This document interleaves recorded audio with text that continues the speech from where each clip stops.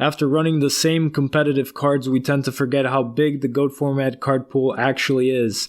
There are many overlooked cards, some of which have lots of potential and can actually see a spot in a tournament winning list someday.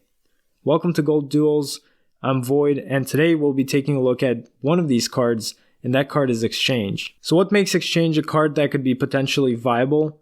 Well, apart from the fact that it gives you powerful knowledge about your opponent's cards, it actually breaks combo decks and can disrupt their entire game plan, putting you at a great advantage. One such combo deck that comes to mind is Library FTK. It's a deck that relies heavily on combos and card pieces, and if you can take an important card piece away from them, then it's game over. A very important card for Library FTK is Reversal Quiz. If, for example, you're able to activate Exchange while they have Reversal Quiz in their hand, you can take it, and as long as it stays in your possession, they basically can't bring it back with spell reproduction, which, in contrast to cards like Delinquent Duel, you may be able to snipe Reversal Quiz, but it would be easier to bring it back since it would land in your opponent's grave. The same basically applies for other combo decks such as Empty Jar, which relies heavily on Cyber Jar and Morphing Jar. They wouldn't be able to use cards such as the Shallow Grave in order to bring them back and recycle them. Going back to Library FTK though, so during the time it was dominating, players were trying to figure out how to deal with this deck. A common consensus on what to play as a counter was Curse Seal of the Forbidden Spell.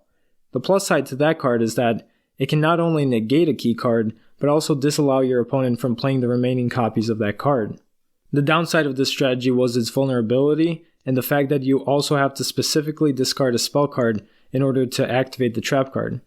Exchange, on the other hand, is a spell card which can be activated on your turn, and despite the fact that your opponent can take a card of your own as well, you can manipulate what remains in your hand before activation, and chances are most cards your opponent could choose from wouldn't really benefit their strategy.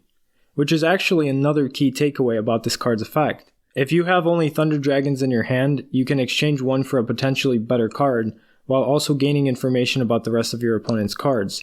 Or for example, you could trade a trap card when you're playing against a deck that mains triple Royal Decree. There's so many ways to get creative with this card. The options are limitless.